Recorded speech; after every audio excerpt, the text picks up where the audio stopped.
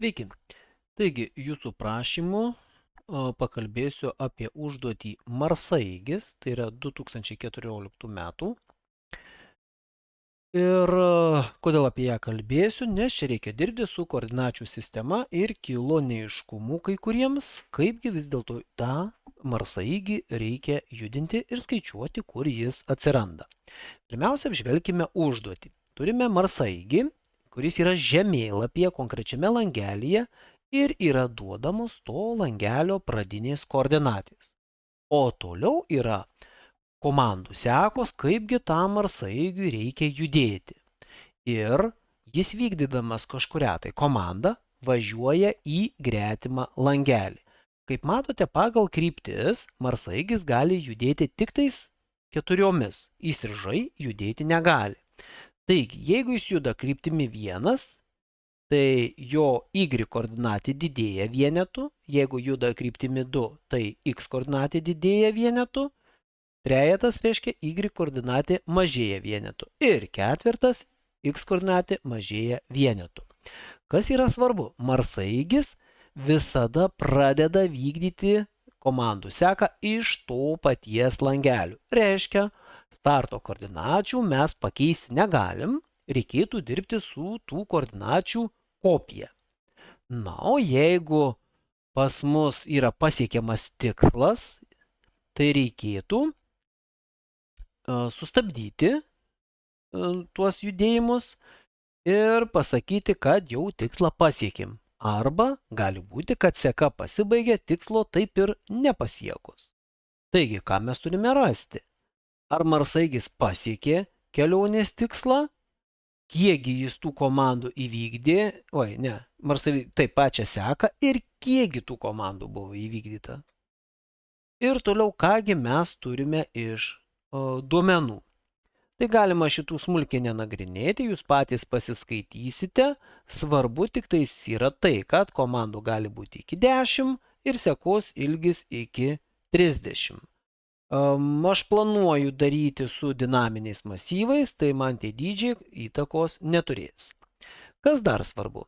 Kad sekos stabdymo priežastis turi būti 20 pozicijų. Tai pasiektas tikslas arba sekos pabaiga. Tada reikėtų Marsaeigio komandas atskirtais tarpais išspausdinti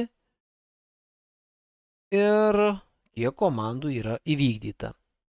Būtina panaudoti struktūrą vienos komandų sekos vykdymo rezultatams saugoti. Tai turėtų būti išsaugotas pavadinimas ir štai šitos komandos. Ir manau viskas, netgi papildomų funkcijų neprašoma. Tvarkoje. Ir galima eiti, pradėti darytis programą. Pirmiausia, kasgi sudaro struktūrą? Tai mums reikia vieno bandymo duomenims išsaugoti. Tai ir parašom, pavyzdžiui, bandymas. Iš kogi susideda vienas bandymas? Palaukit, aš nusikopijuosiu rezultatus pradinius. Bus man lengviau apie juos kalbėti. Taigi, truputį sumažinkim, kad matyčiau. Štai taip. Tai aš turiu išsisaugoti pavadinimą. Tai turėtų būti pavadinimas žodžiai, tai string tikslas. Ir aš nežinau, tikslą pasieksiu ar nepasieksiu. Jeigu nepasieksiu, tai turėtų spausdinti sekos pabaiga. Sekos pabaiga. Ir galiu iš karto tai užsirašyti. Visais atvejais, kai nepasieksiu tikslo, spausdinu sekos pabaiga. Ir toliau turėtų būti išsaugotos visos komandos, kurias vykdė Marsaeigis su tuo bandymu. Tai tam man labai puikiai gali pasitarnauti dinaminis masyvas saugoti komandoms. Ir ant galo dar reikia parodyti, kiekgi tų komandų buvo. Tai šiuo atveju visiškai nereikalingas kintamasis, nes kiek įdėsiu komandų ištaišyti dinaminį masyvą, bus galima pasinaudoti size komandą ir išspausdinti. Tvarkoje. Na ir dabar taip. Ką toliau darome? Pirmiausiai pasiruošiame failus darbui. Tai reiškia u2.txt bus skaitimui ir offstream fout bus spausdinimai.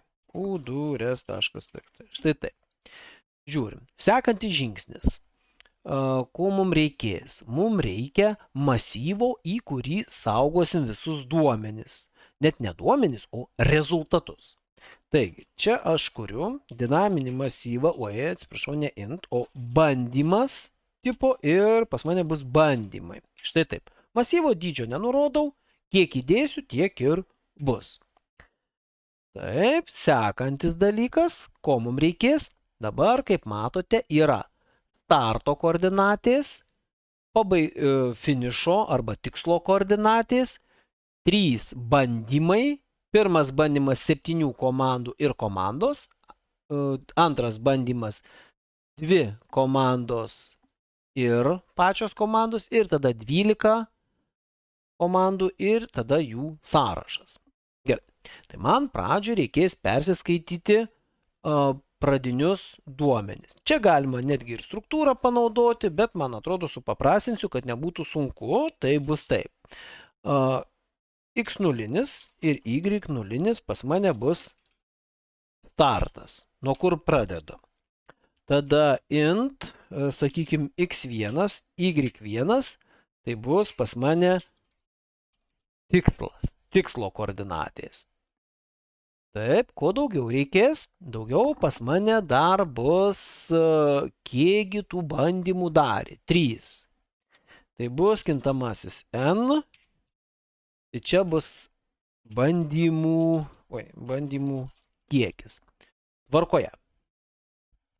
Na ir dabar ką mes darysime? Pirmiausia, skaitome duomenis. Tai duomenis reikia skaityti tokia tvarka. Pirmą skaitome starto koordinates, tada skaitome tikslo koordinates ir persiskaitau, kiekgi bus tų bandymų. Kad galėčiau dirbti su bandymais, man reikėtų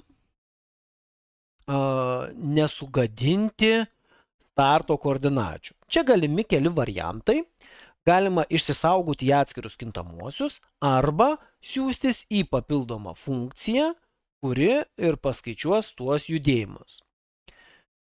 Taigi, ką aš darau? Aš suku ciklą n kartų. Tarp kitko, dabar šovė mintis, aš galėčiau truputėlį pasilengvinti savo darbą. Kaipgi jį galėčiau pasilengvinti? Iš karto galėčiau pasakyti, kokio dydžio yra mano bandymų masyvas.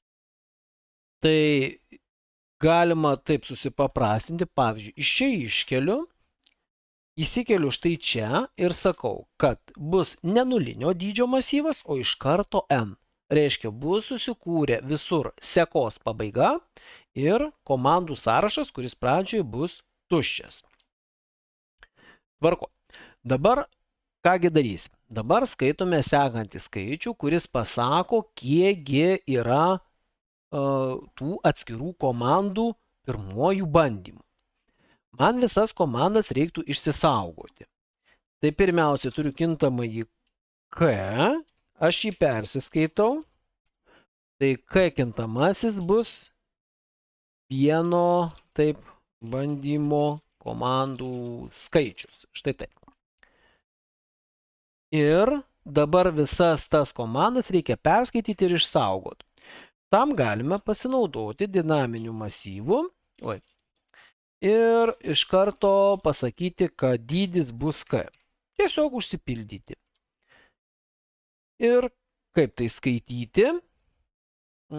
Galima taip for, netgi auto pasinaudoti.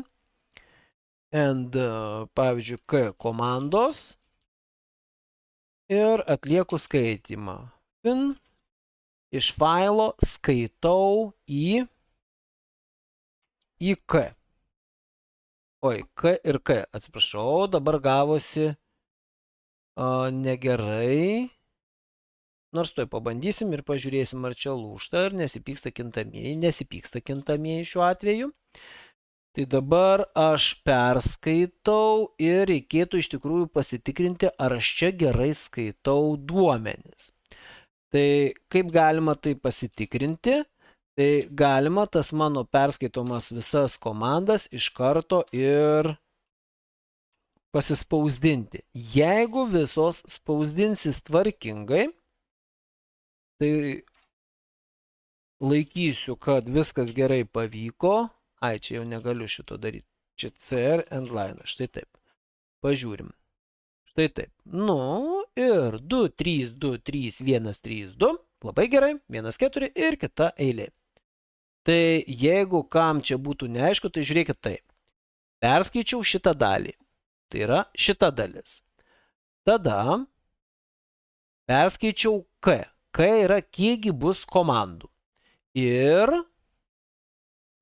masyvą padidinu iki tiek, kad tilptų štai visa šita eilutė. Tai yra iki 7 dydžio. Tada automatiškai suku 7 kartus ciklą ir vėl skaitau K.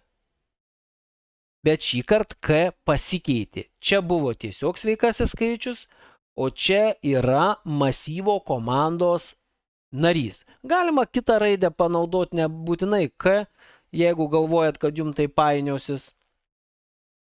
Viskas. Šitą dalį aš pasidarau, užsipildžiau, pasitikrinau, viskas veikia. Kągi man daryti, perskaičius štai šitą dalį. Sakykim, aš dabar iškviesiu funkciją, kuri vadinsis taip. Judėk. Į tą funkciją siunčiu pirmo bandymo narį iš masyvo bandymai. Tai darysiu taip. Siunčiu bandymai į tąjį narį ir siunčiu visą masyvą komandos. Štai taip. Dabar ką darys mano funkcija? Funkcija gauna vieną bandymą. Tai bandymas and bandymas. Aš tvarkysiu vieną įrašą iš pagrindinio masyvo, kuris yra mano atsakymai. O šičia aš gaunu dinaminį masyvą su ką tik perskaitytomis komandomis. Štai taip. Dabar kągi aš tikrinsiu. Oi, dabar galvoju, kągi aš praleidau. Aš dar neatsisiunčiau koordinačių. Na va, tai šito atveju yra nepatogumas. Galėjau panaudoti struktūrą, kad lengviau būtų siuntinėti x1 ir y1. Bet labai tikiuosi, kad aš jeigu ir nenaudoju struktūros, jum tai labai nesutrukdys. Dabar žiūrėkit, kaip aš aprašau kintamuosius. Aš nerašau, kad būtų dirbama per nuorodą. Kintamieji yra atsiunčiami kaip kopija ir jeigu aš juos keisiu, tai originalai main funkcijoje liks nepakitę. Taip, tai šitą dalį teks man persikopijuoti. Taip, truputėlį lėčiau sprendžiu, nes šitą užduotį senokai jau bedariau, turbūt prieš metus. Gerai, ką dabar man reikia tikrinti? Aš turiu judinti ir sakyti, ten pridėti prie tos koordinatės arba prie tos. Kaipgi dabar judinsiu? Darysiu taip, automatiškai, su autociklu iš K komandos eisiu per visas komandas ir ką darysiu? Sakau, kad jeigu komanda yra lygu vienam. Vienas, tai kaip žiūrėjom užduotį, yra į viršų, tai keičiasi y. Tai tokiu atveju y0 didėja. Ir dabar iš viso yra 4 komandos, gali būti 2, gali būti 3, gali būti 4. Tai čia didėja x, čia y0 mažėja, nes į apačią eina, ir čia x0 mažėja, nes eina į kairę. Kai pajudinu, per vieną narį turiu patikrinti, kad jeigu dabartinės mano koordinatės pajudėjus sutampa su tikslo koordinatėmis, tai reiškia turi sutapti abi dvi koordinatės, negali sutapti tik viena, tokiu atveju aš pasiekiau tikslą. Tai mano bandymas taškas. Tikslas virsta į tekstą pasiektas tikslas. Palaukit, lygtais toks. Pasiektas tikslas. Taip. Ir ką dar reikia padaryti?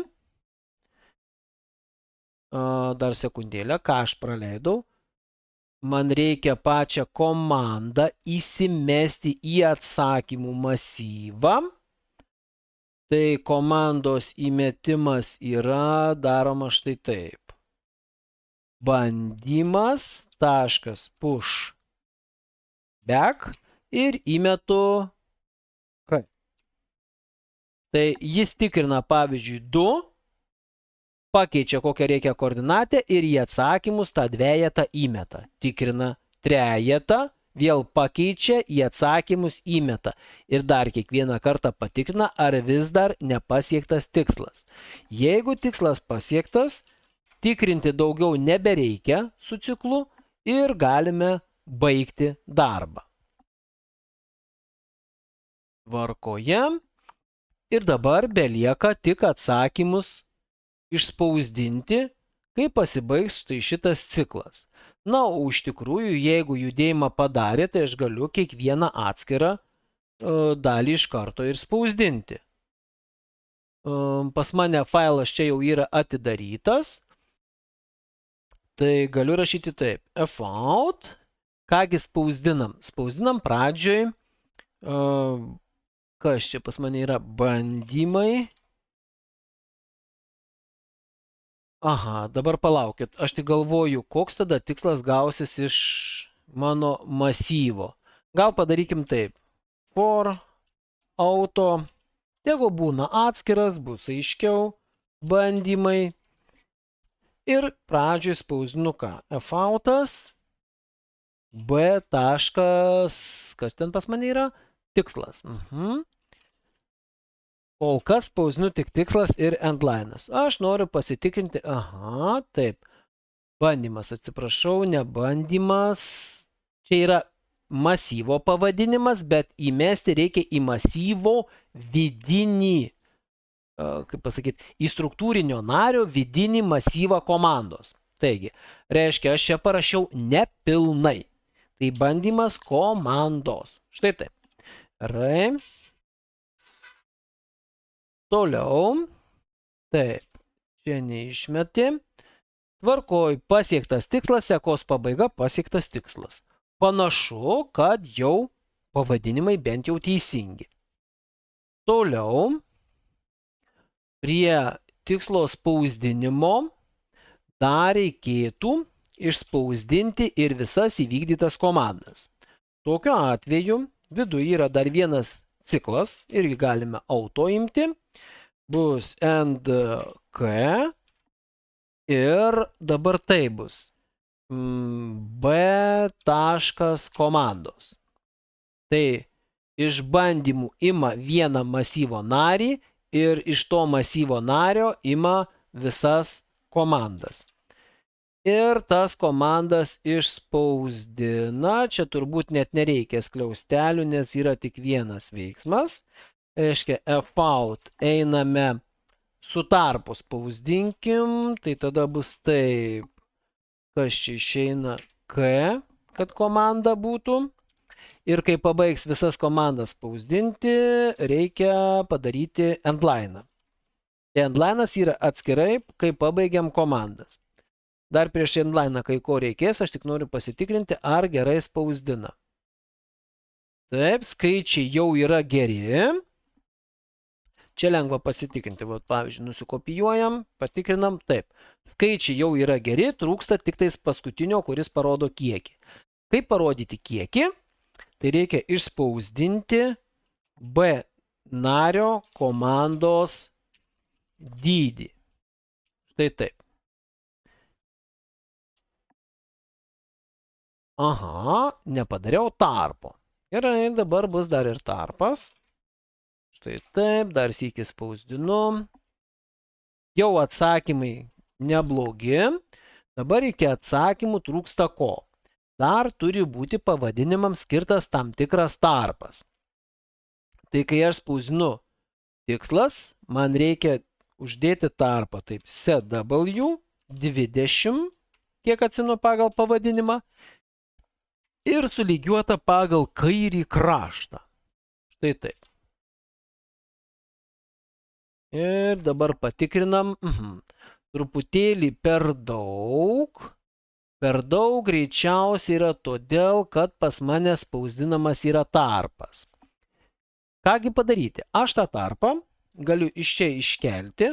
Aišku, reikės pažiūrėti pagal testavimą, ar viskas gerai. Čia tarpą įdėti, o čia tarpą išmesti. Na, toks pažaidimas truputėlį su tarpais. Taip padarau. Oi, nu taip, kopijavau, neliko. Taip, ir dabar palyginam. Na va, žiūrėkit, atsakymai jau sutampa. Kasgi beliko? Beliko pratestuoti ir pažiūrėti, ar visus testus praeina. O galgi vis dėlto aš negerai sudėjau tarpus. Taip, pateikti sprendimą, žiūrime, kiek testų prasisuks.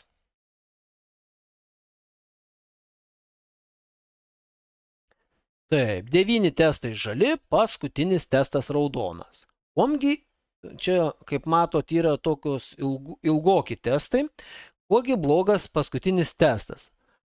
Paskutinis testas turi tokią gudrybę. Pradžios koordinatės sutampa su pabaigos koordinatėmis. Todėl atsakymas yra, kad visada tikslas pasiektas, bet nereikia vykdyti nei vienos komandos. Tai šitą dalį galiu palikti jums, tik galiu pasakyti tai, kad tai reikėtų padaryti štai šitoje vietoje. O ką čia reikia parašyti? Leidžiu patiems pagalvoti. Tikiuosi, kad kodas vis dėlto ne per sunkus ir jums padės. Jeigu labai reikės, galiu ir apsėti be autociklų. Bet čia jau kitą kartą.